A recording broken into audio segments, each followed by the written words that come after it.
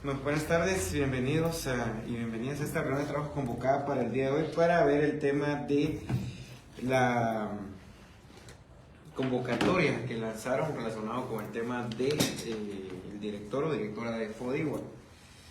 El FODIWA ha sido una institución, como ustedes saben, bastante cuestionada, sobre todo en el marco de la cooptación. Aquí hemos tenido diferentes reuniones de trabajo para tratar de ver el tema de la transparencia, el tema de los proyectos, entre comillas, que han manejado. Incluso en algunos momentos hemos encontrado capacitaciones, creo yo, fantasmas, dado que cuando uno revisa, por ejemplo, los listados de asistencia a los participantes, las planillas parecen planas. Pues como no les dieron los dedos de las manos, usaron también los dedos de los pies para poder sustentar estos gastos. El otro es que muchos de los proyectos que en teoría han dado han sido dirigidos a determinadas organizaciones político-partidistas, sobre todo del gobierno anterior. Y ahora, pues, una de las solicitudes que habíamos hecho inicialmente era el cambio de los miembros del Consejo Directivo del FODIWA. En lo personal, yo estoy a mandar algunas comunicaciones al presidente relacionado con los cambios, y que inicialmente entiendo que los representantes de las organizaciones indígenas de las cuatro esquinas todavía tienen como cierto tiempo del periodo que les falta por cumplir, pero consideramos que inicialmente al menos debería adentrarse a elegir a los representantes del organismo ejecutivo en este caso. Todos los delegados indígenas en representación de las organizaciones que se les vence el periodo cabalmente en este año son el señor Rubén Adán Yash Tash como titular, la señora Rosangélica Cosigua Meletz, que es también la titular, la señora Claudia Carolina Cacao Sam, que también es la titular, y el señor Marco Tulio Aguarecalel, que es el titular de las organizaciones indígenas. Los representantes de cada una de las cuatro esquinas geográficas de la nación es el señor Ori Orlando Saranik Shek, señora Ishim Magdalena Yacolop de Winac, el señor Vicente Pablo Canil, el señor Bartolomé Achomajay Takashoy. De paso decir que es el exalcalde de Santiago Titlán y candidato también del partido Vamos, representando a una de las esquinas. Pierde la MUNI y lo ponen de delegado ante el FODIWA de forma titular para poder seguir decidiendo sobre el tema de los proyectos. Y de la esquina 4, la señora María Angélica Tuch. Y los funcionarios de gobierno, espero no tener que decir esto algún día, pero una de las principales, que empieza a ser una de las principales decepciones del funcionariado del presidente Arevalo, el señor Luis Haroldo Pacheco Gutiérrez, que es el titular, la señora Victoria Aurora Tubín Soldical, que entiendo que también es titular ante el FODIWA, la señora Romelia Moisem, que es la representante del Ministerio de Educación. Ella no vino, pero mandó un documento ahí. A mí me hubiera gustado abordar algunos temas con ella, pero bueno. Y la señora María Angelina Aspoca, que entiendo que también es de las titulares del gobierno. Así es. En el caso de la viceministra, me hubiera gustado abordar algunos temas con la viceministra Romelia Moisem, porque en el acta de convocatoria, yo no sé si ustedes participan o no, licenciadas y funcionarias, en las sesiones de consejo, pero en el tema de la convocatoria del acta, donde está la convocatoria a director ejecutivo, solo salen las intervenciones de ella. Yo tengo aquí la certificación de acta y solamente hacen referencia a unas intervenciones de ella, que no sé si es bien o mal intencionada por parte del secretario. El tema es que ahí en este sentido deja un requisito 12, que es el tema de la famosa cuestión de los proyectos, que es lo que finalmente dejó a varios candidatos y candidatas fuera. Entiendo que en la propuesta inicial no estaba ese requisito de la formulación de proyectos.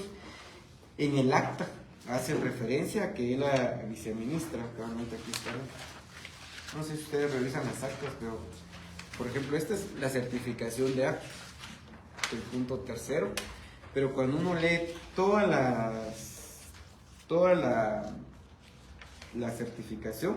Solo menciona a la viceministra Romelia, no sé si es bien o mal intencionado eso, o a ella le quieren echar el muerto de la defecio que salió de convocatoria y que de hecho hoy vamos a pedirle al presidente que retorne esa terna al consejo directivo y que saquen una nueva convocatoria. Si no toman nada, vamos a accionar legalmente en contra de esa convocatoria.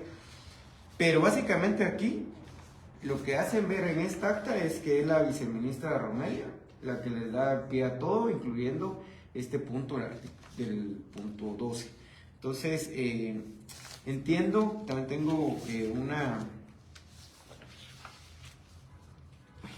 tengo una excusa por parte de algunos consejeros. Está firmada por el licenciado Edgar Rolando, secretario pro tempore, Consejo Directivo Nacional FODIGUA. No sé si en la ley existe ese secretario pro tempore, si pueden revisar, por favor, si existe esa figura, y si no, no entiendo por qué este señor Edgar Rolando se pone a firmar documentos oficiales en nombre incluso de consejeros del FODIGUA. Y en esta situación dice que respecto a la obligatoriedad de acudir a la citación del Congreso de la República que responde a los funcionarios públicos y trabajadores del Estado, opinando que los mismos no ostentan la calidad de funcionarios públicos, toda vez que únicamente devengan dietas y no salario del referido fondo. En el caso del secretario pro tempore, es un cargo designado por el Consejo Directivo Nacional ad honorem en ese sentido y de conformidad a lo que establece el artículo 4 de la Ley Orgánica de Organismos Legislativos. Aquí solo vamos a mandarles al Consejo Directivo el FODIGUA y los vamos a citar otra vez, dado que ya hay una opinión de la Contraloría General de Cuentas que indica que todos aquellos que reciben dietas del Estado también están obligados a acudir a las citaciones al Congreso de la República. Y una opinión jurídica de la Contraloría creo que tiene más sustento que una opinión jurídica de el FODIGUA, en este caso de la asesoría jurídica del FODIGUA, y sobre todo que en el año que le hicieron es el año 2022, fue en el año del gobierno de Yamatei, cuando querían evadir los controles administrativos. Entonces ahí se inventaron esta opinión jurídica para evadir el tema de los controles. Las personas que indican esto es el señor Ori Orlando Salanichek, presidente del Consejo Directivo Nacional, el señor Vicente Pablo Canil, consejero representante de la esquina 2 de la Nación Guatemalteca, el señor Bartolomé Achomajay Takashoy, consejero representante de la esquina 3 de la región guatemalteca, a ver si no anda en la Bolívar o por allá donde él se mantiene comúnmente. El señor Rubén Adán Yastash, consejero delegado indígena, representación de las organizaciones sociales. El señor Marco Tulio Aguaré Calel, consejero delegado indígena, representación de organizaciones sociales. La señora Claudia Carolina Cacao Sam, consejero delegado indígena, representación de organizaciones sociales. La señora Rosangélica Cosigua Melets, consejera delegada indígena de organizaciones sociales. Y el señor Luis Haroldo Pacheco Gutiérrez, consejero representante del gobierno de la República. Entonces entiendo que el señor Pacheco o ya se le pegó las prácticas de los funcionarios de Yamatei, o no entendí qué fue lo que pasó en este sentido, o por eso decía, al final aquí solo pusieron el nombre de él por ponerlo o algo pasó. Entonces vamos a pedir un informe circunstanciado a él de forma personal, porque si lo involucran en este tema, es 1, 2, 3, 4, 5, 6, 7, 8, sí. No, eso sí solo lo puse. Aquí está, no la recibí formalmente, pero sí está el nombre de él ahí, dentro de la gente que se excusa bajo este tema de... Junto con él. Sí. No, eso indica que no podía. En el chat, no. Pero bueno, vamos a pedir un informe circunstanciado a él oficial para ver si... Por eso me sorprendió verlo dentro de este listado. Entiendo que han habido diferentes comunicados de parte de quienes representan a las organizaciones, pero como les digo, esta es una cuestión que suscribe el licenciado Edgar Rolando Tiu, secretario pro tempore, Consejo Directivo Nacional FODIGUA, y que lo involucra a él de forma personal. Bueno, consejeras, bienvenidas. Ustedes ¿Qué es lo que ha pasado con esto? He visto varios comunicados de parte de ustedes separándose, digamos, de este proceso de director o de directora ejecutiva del FODIWA. Para mí también me parece que ha sido un tema bastante opaco, poco transparente, poco participativo. Incluso en el tema del acta que hacen referencia, donde sustentó esto, me pareciera ser que le hizo falta varias cosas en este sentido. No sé si todo lo que aquí realmente está es lo que se dijo o no, pero entiendo que incluso la gente que estuvo para revisar la papelería tampoco es que haya representado a todo el consejo directivo. Esa es mi percepción, según leyendo un poco esto, pero ustedes nos contarán qué es lo que ha pasado, consejeras. No sé quién de las dos quiere tomar la palabra. Bueno, nosotras asumimos el 5 de febrero. En febrero tomamos posesión y desde entonces pues llegamos a presentarnos allá a FODIWA. Hubo una reunión de emergencia con todos los consejeros y nos presentamos. Y justamente ahí nos dimos cuenta de que pues, éramos minoría, ¿verdad? 8 votos contra 4. Solo la señora Angélica Tuch, de una de las 4 esquinas, está, digamos, en apoyo a las propuestas nuestras. Luego, ellos son mayoría, prácticamente ellos deciden en todas las reuniones, siempre se llega a votación, casi no hay consenso, sino todo se resuelve levantando la mano y obviamente pues nos ganan, ¿no? Luego, de pronto en una de las reuniones, uno de ellos planteó que a raíz de las quejas nuestras, porque desde que llegamos le solicitamos información a la directora ejecutiva sobre los estados financieros, la situación de los proyectos, entre tanta información, actas, toda la planilla, y solo alguna información nos proporcionaba y luego de lo demás se quedaba así nada más. En cada reunión decimos cosas, pedimos ciertos documentos, alguna información nos entrega en la reunión siguiente y si no, no llega nada. Le hemos pedido que nos envíe por correo electrónico, por el chat, compartir presentaciones que han hecho, documentos que han presentado y nada, todo queda en las reuniones y entonces nos cansamos, ¿verdad?, de siempre estar alegando y alegando en las reuniones. Hasta que en una de esas, uno de ellos pidió que le emitiéramos un voto de desconfianza o de confianza a la directora y prácticamente todos votamos en contra, ¿verdad? Le dimos nuestro voto de desconfianza y ese mismo día, no recuerdo la fecha exacta en donde se decidió que pues ella se tenía que ir. Y entonces hasta ahí, digamos, bueno, nos pareció un poco extraño de que todos, la verdad es que nosotros tampoco queríamos pues que la directora siguiera, entonces pensamos en algún momento de que era la oportunidad para cambiar ahí a la directora y a partir de gente nueva, pues algunas cosas podrían cambiar, porque tanto esos consejeros, son 7 consejeros con director ejecutivo, pues se ponen de acuerdo y hacen todo lo que quieren. Luego ya se habló acerca de la convocatoria que debe ser y fue en base al acuerdo gubernativo y se agregó esta parte de que las personas deberían tener experiencia en la gestión y ejecución de proyectos y se agregó ese requisito. Varios apoyamos de que fuera así. Ahora que en el acta aparezca solo la compañera viceministra de Educación, es intencional, es como querer responsabilizarla a ella nada más, y eso sí lo hacen, cuando les conviene, ahí sí toman en cuenta nuestra opinión y lo repiten y se encargan de que queden las actas. Pasó el proceso, se convocó, se presentaron 37 expedientes.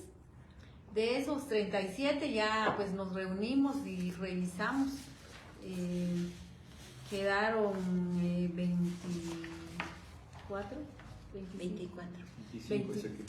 24, porque ya en el proceso a la hora de revisar había uno que no llenaba un dato general. Al principio pues se revisaron los expedientes y se seleccionaron aquellos que cumplían con todas los requisitos generales. Entonces se quedaron varios fuera y ya nos quedamos con los 24 a revisar. Y ahí es que había una cuestión un poco arbitraria de que cada quien decía, esa persona no, porque por X o Y razón, ¿verdad? Entonces dijimos que eso era muy arbitrario, que era mejor revisar y darle una ponderación. Fue así donde se crearon algunos lineamientos, ¿verdad? Ya para ponderar, y eran alrededor de 5, si no estoy mal, 15 puntos para la cuestión de diversificado, se tenía el nivel diversificado. No me recuerdo cuál es el punteo para la cuestión académica, licenciatura. Creo que era 10 diversificado, 15 la licenciatura, 25 en experiencia en administración pública, 25 en plan de trabajo, y no me recuerdo el resto de punteos, ¿cuántos serían? 25 o 15 para la cuestión nivel de estudios gestión. diversificado 10, licenciatura 15, experiencia en administración pública le dieron 25, experiencia en gestión de proyectos 25 y calidad de plan de trabajo 25 para un total de 100. 100. Ese era, digamos, el segundo filtro. Ahí, digamos, todo, bueno, no es que todo bien, pero ahí no califica honorabilidad, nada de nada. Digamos que todos llenaban los 10 puntos del nivel diversificado, y casi que la mayoría pasó también con la cuestión de licenciatura. Hubo gente que tenía maestría y doctorado, pero igual aplicaban los 15 puntos. Cuando revisamos los puntos para cada uno, salieron 3 finalistas. Y pues ellos querían que en ese momento se decidiera, pero ya para entonces ya eran a las 3 de la mañana. Ya era muy cansado para nosotros y tampoco estábamos muy de acuerdo de cómo se dieron las cosas, puesto que no se había discutido el tema de honorabilidad. Revisamos cartas de respaldo, y para nosotros, los representantes institucionales, era importante también los respaldos que tuvieran de autoridades indígenas. Pero eso no fue tomado en cuenta, y básicamente siempre se hacía lo que ellos querían, ¿verdad? Por el cansancio ese día se dijo, bueno, entonces dejémoslo para el lunes. El día lunes ellos ya pues tenían ahí su propuesta, ¿verdad? A la hora de puntear, salieron, revisamos nuevamente los expedientes y salieron los 3 que quedaron como finalistas. Un criterio nuestro también era que no debiese participar gente que está trabajando en FODIGUA, y prácticamente se encargaron de colocar en la lista, en la terna, a 2 empleados de FODIGUA, más una señora, ¿verdad? Que eran los 3, y se sostuvieron en ese sentido. Entonces ellos decían que ellos tenían también el derecho, cualquier persona tenía derecho de participar, y bueno, se fueron a votación, y pues obviamente ellos ganaron. Y pues para mí no fue muy transparente, era muy complicado, en tal punto de que incluso la compañera Victoria Tubín no podía estar presencialmente, pero pidió que le enviaran un link para poder hacerlo de manera virtual, y pues decían que no, que era muy delicado. La verdad es que había mucho hermetismo. Yo, como les decía, que en FODIGUA no había nada que esconder, por lo menos los que estábamos ahí. No tenemos nada que esconder, además todos los actos de la administración son públicos y tiene que ser público, pero existe un hermetismo, y la decisión es que no se publica ni la terna, y a la compañera pues no le querían enviar el link. No fue así hasta que insistiéramos, pues al final se dijo que sí. Pero por falta de señal la compañera no se pudo conectar, y en ese proceso, antes de tomar la decisión, yo les decía que era muy delicado dejar a una compañera con voz y voto de una toma de decisiones tan importante, y que eso pues podía ser susceptible de algún amparo, de parar el proceso, ¿verdad? De impugnar. Estaban muy molestos y aducían que yo había amenazado, que son terribles los comentarios en esas reuniones de machismo, de decir que hay que pensar antes de hablar y cosas así. Entonces es muy, la verdad es que es muy desgastante ser representante institucional en FODIVA, puesto que tenemos muchas tareas que hacer y hacemos lo posible por asistir, pero la verdad es que da lo mismo estar o no estar, porque finalmente ellos son los que toman la decisión, porque son mayoría, pues.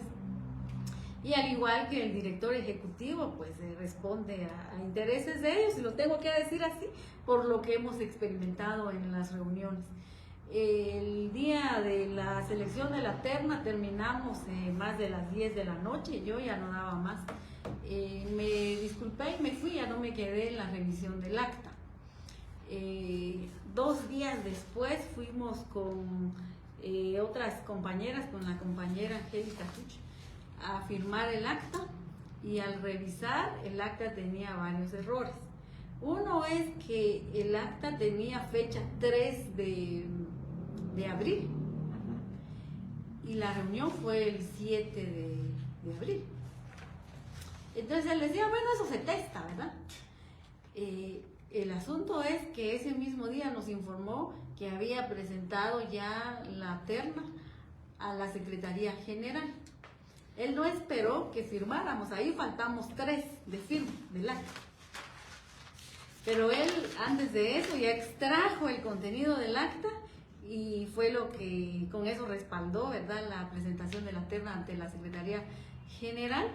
Entonces le discutimos, le dijimos, usted ya realizó un hecho, ¿verdad?, o un acto jurídico respecto a esta acta que sustrajo la información, la llevó, ¿por qué no nos esperó para firmar el acta? Y además tiene error. ¿Con qué fecha usted presentó ese documento? Resulta que en el documento habla del acta, del misma acta, ¿verdad?, con fecha 7 de junio y no del 3, pero el acta todavía seguía con fecha 3. Entonces, pues le llamamos la atención, él, al presidente. Un poco agresivo, no, al secretario, un poco agresivo en sus respuestas. Luego nos dimos cuenta que nos estaba grabando. Entonces la compañera le dice, usted nos está grabando, ¿verdad? Sí, porque esto es muy delicado. Y entonces, pues le alegamos, le dijimos que no era correcto, sin nuestra autorización, estar grabando. Y él seguía grabando, llamó al presidente, el presidente se conectó, y bueno, yo no sé por qué tanto hermetismo y por qué tanta prisa. Bueno, tal vez sí sé por qué había mucha prisa por presentar la terna a la Secretaría General, y hasta ahí nos quedamos. Entonces yo quería razonar mi voto, y eso es otra cosa, que cuando en las reuniones decimos que quede en acta esto que voy a decir o quiero razonar tal cosa, nunca queda en el razonamiento. O sea, aparentemente uno aprueba, ¿verdad?, las cosas. Ha sido muy complicado. Luego todos se meten a decidir que no, que eso no está bien, que nosotros los estamos criminalizando, etcétera, etcétera. Entonces no queda constancia en acta, porque ellos mismos hacen el acta, o sea, el secretario pro tempore. Y lo mismo pasó esta vez, únicamente dejaron un párrafo en donde decíamos que no estamos de acuerdo que participara gente que está contratada en este momento en FODIVA, puesto que es muy delicado.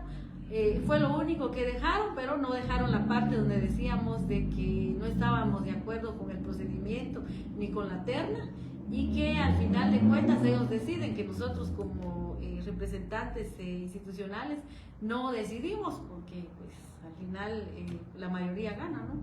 Tampoco estaba. Entonces yo le pedí que apoyara, digamos, como secretario, para incorporar eso al acta antes de firmar, y dijo que no, que sería en la reunión de hoy, que le va a preguntar a todos los consejeros si eso se agrega o no, y de seguro van a decir que no.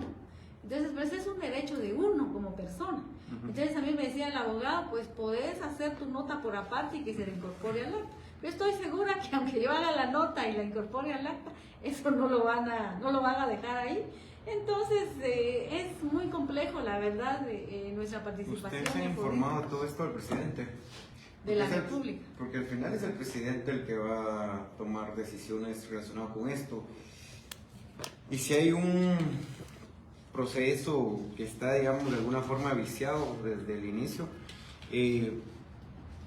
con un tiempo casi como que iban corriendo al final del día, Entiendo que les surge de plano darle todavía algunos proyectos 2025 a los cuates que los tienen ahí, pues, pero en este sentido, ustedes le han hecho ver todo esto al presidente de la República, porque creo que así como el presidente lo hizo con el tema de consejos de desarrollo, que devolvió las ternas en su momento en algunos departamentos, donde él veía que no había habido transparencia, no había sido representativo, etcétera, etcétera, etcétera. Creo que correctamente en aquel momento devolvió, digamos, el tema de las ternas, en este caso. No sé si él ya sabe todo esto antes que tome una decisión errónea, que creo que tomar decisiones basado en este tipo de situaciones creo que es complicado, pero ustedes ya le hicieron ver esto a él, todo esto que ustedes dicen ya se lo hicieron ver a él, para que al final del día creo que él muy transparentemente lo que debería hacer es regresar la terna y que reinicie todo el procedimiento de forma correcta, adecuada, porque incluso entiendo que ellos mantuvieron el plazo para presentar expediente, a pesar de que habían habido algunas dificultades para que la gente se movilizara, porque realmente cayeron este tema de las convocatorias en el momento de las movilizaciones y todo este tipo de situaciones. Además que hay que decirlo, en el 2016-17 se dio un proceso similar a este, llegó hasta las instancias jurídicas, de hecho hubo un amparo, las salas en primera instancia otorgaron ese amparo, y luego las salas, y lo que hicieron fue mandar a repetir todo el proceso de nuevo, porque fue una cuestión similar. En aquel momento lo que se habían obviado para poner alguna gente, en este caso era, habían quitado el tema de que proveniera de un pueblo, habían dejado de publicar las convocatorias en idiomas maya, xinca y garífuna. En este caso entiendo que solo hicieron la traducción en el maya, pero no así en el xinca y en el garífuna, el tema de las convocatorias. De hecho yo las vi y no estaban todas. Yo encontré algunas convocatorias en el Instagram, por ejemplo, y ahí en el Instagram solo aparecen como 10, entonces son 10 idiomas, no estaban en todos los idiomas tampoco. Ese es un elemento también que estaba ahí. Yo en el Facebook no las encontré, y tampoco encontré en otras redes sociales, tampoco lo encontré en ningún medio de circulación. De hecho, yo les pedí a ellos todo el expediente, y le pedí varias cosas, y fueron estas 3 hojas las que me mandaron de todo el tema del expediente de convocatoria, porque incluso les pregunté que me indicaran quién era el tema, porque habían intentado, entiendo yo, también poner la figura de un director ejecutivo interino, pero esa figura tampoco existe dentro del ordenamiento del FODIWA, no está dentro de la estructura, igual el secretario pro tempore creo que no está. Les pedí el tema del acta, para el tema de la presentación de la terna, y el tema del acta, el tema de la convocatoria y traducciones para el puesto de director indígena guatemalteco FODIWA. Les pedí todas las traducciones que realizaron y no me las mandaron, solo me mandaron, en teoría, para hacer toda una convocatoria para el director ejecutivo de una instancia que tiene asignados alrededor de 40 millones de quetzales, es esto: hoja de ruta para el proceso de elección de terna presentar al señor presidente. No dice mayor cosa, solo indica algunas fechas, sin, digamos, decir mayor cuestión de lo que realmente se va a realizar. Entonces todo este tipo de situaciones son las que preocupan, y al final del día, si ustedes se dan cuenta, en esta certificación de acta ya ponen a firmar al asistente secretarial ejecutivo del FODIWA. Entonces ya no firma el secretario pro tempore, ya no certifica en las actas, sino que las certifica un asistente, que entiendo que este sí está contratado con fondos del FODIWA.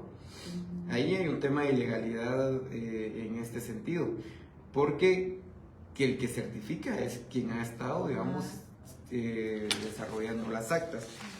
O sea, alguien podrá decir un tema de forma, sí, pero también es un tema de legalidad, porque también en el acta de convocatoria firma la misma persona, Óscar Wilfredo Chávez Calón, asistente secretarial ejecutivo FODIWA. Él es el que está certificando las actas de convocatoria. Pero cuando necesitan mandarle ya el tema al presidente, Sí, las firma el licenciado Edgar Rolando Tiu, secretario por tempore del Consejo Directivo Nacional del FODIGUA. Y esto lo estamos ahora detectando porque hasta ahora nos están dando la información también, porque han tratado de tener Mucho oculto el tema de la información, a pesar de que es un tema constitucional en este sentido.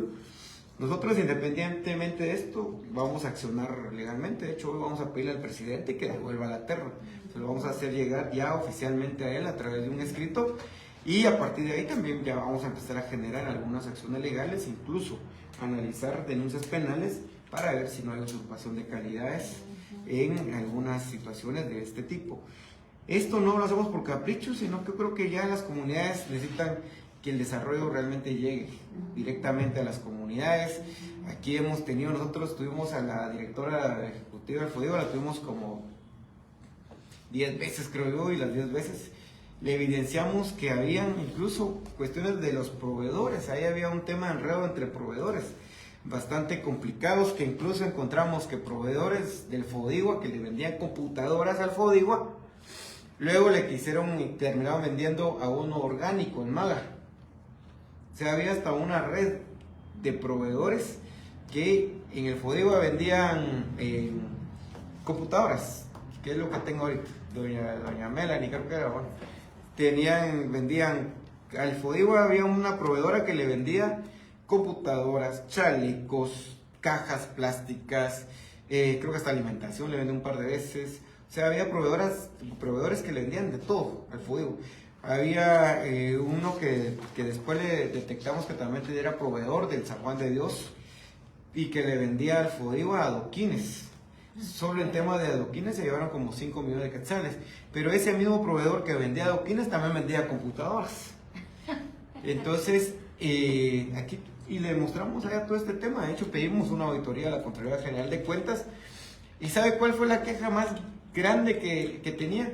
Es que porque habíamos pedido una auditoría general a la Contraloría, porque eso lo único que hacía era poner mal a la institución y solo les ponía más trabajo. Cuando al final del día era un tema de funcionalidad realmente en este caso. Entonces aquí ustedes pueden ver, tenemos todos los proveedores del fideicomiso. Cuando uno busca, por ejemplo, a este señor Chanchikov Ronnie Misael, era uno de los mayores proveedores del FODIGUA, de poquito en poquito, pero sumaban hasta 5 o 8 millones de quetzales por año como proveedores de ahí. Pero después les encontraba uno también en el San Juan de Dios. Distrex, Sociedad Anónima, también era la que más computadoras vendía en el FODIGUA, y es la que después intentó venderle a uno orgánico, al Maga. Entonces, todo este tipo de situaciones son las que nos ha traído a que realmente el FODIGUA recupere el espíritu para el cual fue creado. Y luego que aquí mismo les pusimos las fotos a la vista de cuando iban a entregar los proyectos politizados. Por eso no nos sorprende, a excepción del licenciado Pacheco, que nos va a tener que aclarar si está o no está en esa jugada. Todos estos, del señor Bartolomé Chomajay Takashoy, no me sorprende que esté operando para proyectos para el exoficialismo, para Vamos, pues, y de ahí viene. Y así con todos los demás, porque también algo que están acostumbrados consejeras es a heredar los puestos. Hoy sos consejero, pero mira, ahora vas a ser director, o viceversa. Vas a dejar de ser director y ahora vas a pasar a ser consejero.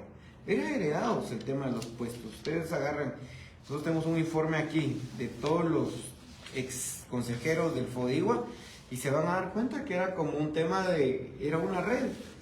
Si usted miraba a un ex consejero del FODIGUA, después lo miraba en la academia, lo miraba en la DEMI, lo miraba en CODISRA, o viceversa. Usted lo miraba primero en CODISRA, después lo miraba como consejeros en el FODIGUA, después lo miraba como directores ejecutivos. Así ha estado esa red clientelar y política manejadas en el FODIGUA. Aquí lo tenemos claro porque ya lo estamos documentando todo, vamos a presentar de hecho denuncias y todo lo demás, pero lo que me sorprende es que sigan queriendo operar de la misma forma, dejar un director ejecutivo, les queda que ya como 7 meses para Ellos antes de irse quieren para eso, garantizar a su gente. dejar amarrado contrataciones, dejar amarrados contratos, dejar amarrados proyectos y todo este tipo de situaciones. Entonces, yo lo que les voy a pedir a ambas consejeras es que puedan ustedes mandarle un oficio al presidente de la República. Yo había comunicado a ustedes, el comunicado público, que me parece bien, pero creo que ustedes están llamadas y un tanto obligadas a hacerle ver al presidente de la República este tipo de situaciones, y que en base a eso que está ahí, no puede tomar en una decisión en función de nombrar a un director o directora del FODIGUA. Todos le vamos a entender al presidente si el presidente decide devolver la terna. Y todos le vamos a entender porque esta terna está basada en criterios no técnicos, no transparentes, sino que en criterios políticos, inclusive de cooptación institucional. Lo que no le entenderíamos al presidente es que nombre a alguien de esta terna, sabiendo todos los problemas que hay ahí de por medio, y seguramente nosotros seríamos los primeros que criticaríamos esa acción del presidente, pero creo que el presidente lo que menos necesita y el gobierno es más desgastes en este sentido, y creo que ustedes como consejeras, ustedes dos más el licenciado Pacheco, que ahorita me destanté un poco eso, pues esperaría que esté en la misma línea de ustedes, y la viceministra Romelia, puedan, digamos, ustedes 4 que son los titulares, hacerle ver eso a través de un oficio, que sí les quisiera pedir que cuando ya lo hayan presentado nos puedan mandar la copia como se ha recibido. Ahorita por esta semana que están cerrados los edificios, se los vamos a pedir por correo, pero que sí lo hagan ver. Creo que lo más sano, un tema en este tipo de situaciones, es hacérselo ver. Nosotros igual vamos a accionar legalmente como corresponde, pero creo que ustedes que están dentro de la estructura, creo que es sano hacerlo. Licenciadas. Sí, ya informamos, tal vez no por oficio, pero sí ya informamos ahí a la gente de la Secretaría Privada. El presidente ya tiene conocimiento, al igual que en la Secretaría General, pero no está de más hacer el oficio. Sí nos preocupa, y para mí que es demasiada gente contratada también en FODIGUA para tan pocos recursos que se manejan. En el año 2024 se ejecutaron, o sea, se invirtieron en proyectos en la comunidad 17 millones, nada más, para una planilla de 20 millones. Así es. Entonces es más la gente que trabaja sobre un fondo que es muy pequeñito, casi que es una burla para los pueblos indígenas en el país. FODIGUA hay que revisarla, hay que replantearla, y esa también ha sido una de las tareas, digamos, que el presidente está viendo con autoridades indígenas para ver cómo se reforma FODIGUA. Mientras tanto, pues como es una institución que ha adquirido compromisos y tiene obligaciones con los trabajadores y todo, y no se puede liquidar de la noche a la mañana, pero están revisando eso. Se supone que están en ese proceso, que espero que no se tarde mucho, porque esto es insostenible. FODIGUA, así como está, ya no se puede. Es demasiado lo que se invierte en funcionamiento, y lo que se llega a las comunidades son insumos de 10.000, 15.000 quetzales, que esos no tienen ningún impacto. O sea, lo hemos platicado con los consejeros, y pues nos preocupa esa situación, que FODIGUA continúe así. Es muy difícil, aún cuando hayan consejeros y funcionarios muy honestos. Creo que el monto que se ha asignado para invertir en proyectos es una nada para un nivel nacional, tomando en cuenta las condiciones de los pueblos indígenas. Debe ser una institución bien robusta, ¿verdad?, que pueda realmente invertir y que los montos realmente impacten en la vida de los pueblos indígenas. Pero así como está, inclusive tuvieron un aumento de 4 millones más y ni siquiera fueron capaces de ejecutar el año pasado. ¿Por qué? Porque decían que ya estaba, que era ya muy tarde, que hay mucho acomodamiento, y ya ve que el director ejecutivo no se presentó hoy. Entonces, así como le enviaron a usted la información acá, a nosotros nos dan una miseria de información. Siempre que la pedimos, no nos entregan tal cual la solicitamos, nos entregan otra cosa, pasa una reunión, luego otra, y las reuniones son después de las 5 de la tarde, es muy cansado para nosotros, nos dan a las 9, 10, 11, 12 de la medianoche. 2 de la mañana. 2 de la mañana, la última vez 3 de la mañana, es muy cansado. Y ese mismo día querían ellos que evaluáramos el trabajo de varios directores de allí de FODIGUA, porque hay urgencia de cambiarlos. De hecho, el día de hoy van a tratar sobre ese tema. O sea, no sé qué planes tendrán, pero ya como han demostrado sus intenciones estos días, uno ya no confía pues en cada planteamiento que hacen. Entonces no sé qué más están planificando, pero bueno. Bueno, sí, mire, entonces la idea es realmente que esta institución pues recupere, como le digo, la esencia para la que fue creada. Toda la institucionalidad que viene del tema de los acuerdos de paz tenía una funcionalidad y una búsqueda en este sentido. Lamentablemente esta, como muchas otras que creo que están en una fase de recuperación, como la CODISRA, la ADEMI, la Academia de Lenguas Mayas, al final del día es parte, digamos, de esos procesos de recuperación institucional que deben de haber. Digamos, aquí, por ejemplo, con la Academia, Padán Busqué con 4 citaciones tratando de hacerles entender el tema que era ilegal e ilegítimo el darle indemnización a los presidentes. El mayor logro de esta gente era irse con indemnización para presidentes. Entonces el 90% de los recursos de la Academia de Lenguas Mayas se va en temas de funcionamiento. No hay investigaciones, no hay nada. Entonces, en la CODIRRA, ahí la comisionada se dará cuenta de eso ya lo tienen ahí. El mayor logro de la CODIRRA de los últimos 4 años fue aumentarle el salario a los comisionados presidenciales. Pasar de tener, creo que 15 o 18, creo que eran, pasar a tener 25,000, creo que es uno, y ahí todo lo demás. Pero el mayor logro en 4 años de la CODIRRA en aquel momento fue haberse aumentado el salario. Y aquí incluso nos lo dijeron una vez, ¿verdad? Que era el haber mandado al ROI a la OSECA. Esos eran los logros más grandes, pero han habido un montón de casos de discriminación. De hecho, ahí vamos a hacerles llegar un tema del tema de la red vial en este caso. Pero digamos, ha habido temas estructurales. El tema de la CODIRRA no es solo, digamos, de estar de evento en evento, sino que también es, digamos, de asesorar, de acompañar, de dar alertas, digamos, cuando hayan acciones que lleven, digamos, un tema de discriminación y racismo. Y así podríamos ir hablando de toda la institucionalidad. Se los hago ver, porque yo sé que ustedes están convencidas, pero creo que la gente debe entender también que estas instituciones están para fines totalmente distintos. Porque lo primero que piensa la gente cuando ve este tipo de problemas, mejor cierren esa institución que no sirve. Pero puede ser que sí tienen un fin y pueden tener, digamos, un éxito. Pero lo que ustedes dicen, aquí por ejemplo nos decían que para la reactivación económica o el fortalecimiento de la economía de las mujeres había que darles ollas y cucharones. Ustedes pueden encontrar años 2022 y 2023. Si ustedes piden de lo poco que les han dado, si nosotros podemos compartirles aquí, que nos ha costado conseguir. Hubieron épocas, San Marcos, Huehue, en otros lados, que estuvieron dando ollas y cucharones a granel.